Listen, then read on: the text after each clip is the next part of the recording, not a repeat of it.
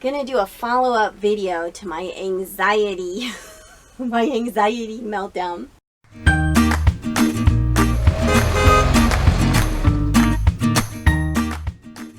RoamTownGirl here. A big part of what I like to do on this channel is show you the realities of being a solo female nomad on the road, and be honest with you and show you how most things never seem to go right.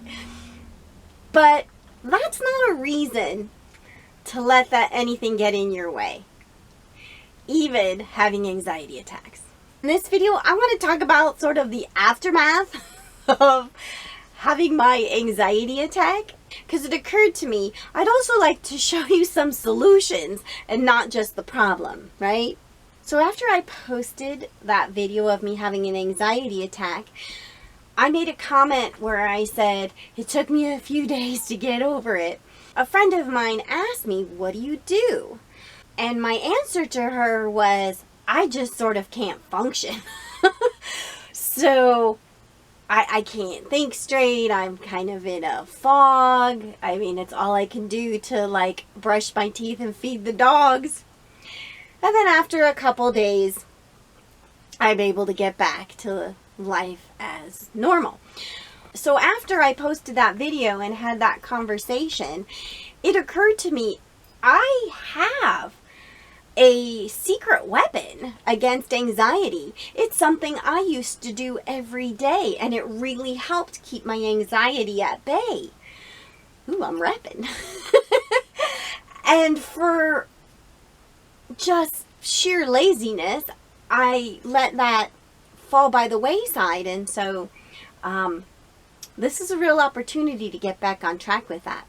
Side note, I was forewarned that putting out a video like that, where I was really being vulnerable and showing you the not so pretty side of my RVing experience, that I should anticipate that I might get, you know, some haters and some trolls.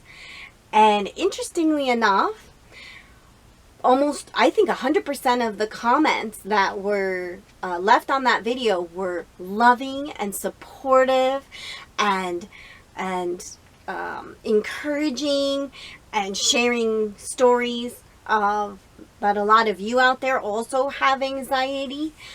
It just made me so grateful that you are my audience. I am so lucky to have the lovely, loyal core group of subscribers that I do have. So I didn't want to let that go by without making without commenting on that. Some of you even suggested that I take meds. I am no stranger to Xanax.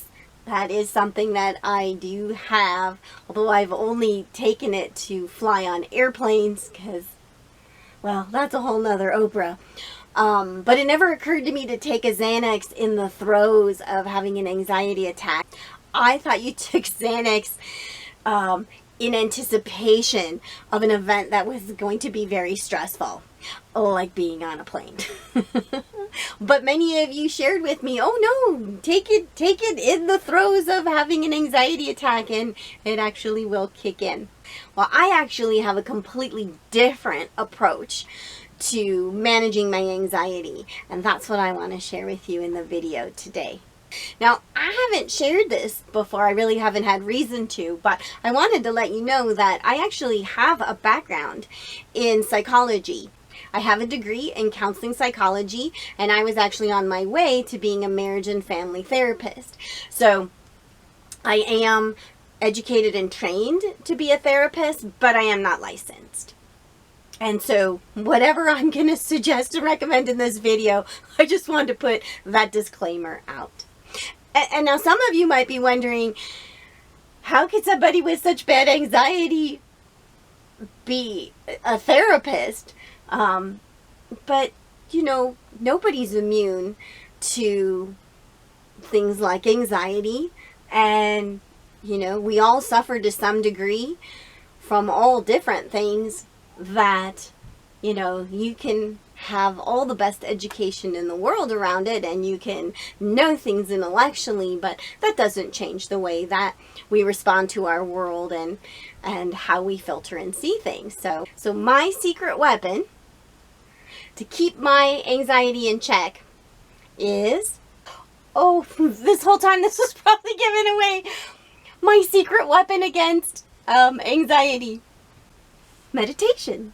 Yeah, so I find meditation to be amazing. When I meditate, my life just really gets elevated. It's like magic. Not only is my anxiety kept in check, but I notice that my frustration level goes down. I like to say my fuse gets longer.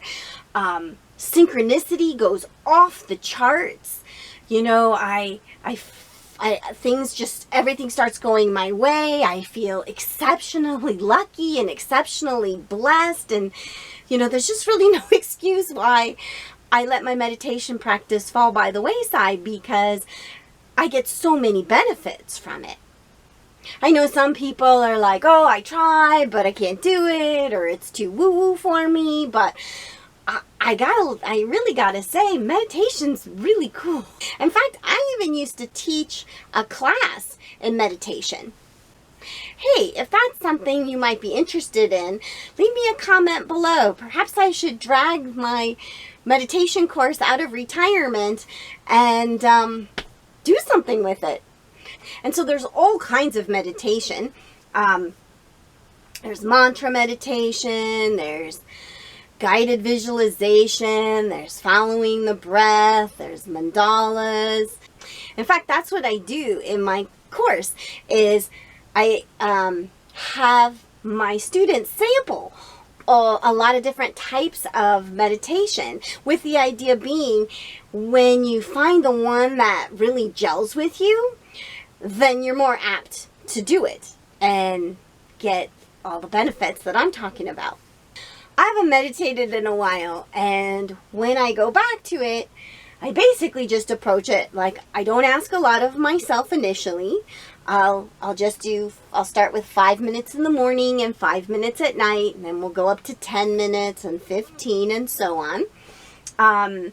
When I first learned to meditate, I learned how to do mantra meditation. So that is what I go back to when I'm re-entering and re-establishing this habit. And a mantra meditation, what that means is that I have a word or a phrase that I focus on. I say that internally. And then when I catch my mind wandering and I'm thinking about, when do I need to dump, and am I running out of water, and why hasn't my channel gone viral? When I catch myself thinking thoughts, I come back and I refocus on my word or my phrase. And so that's an example.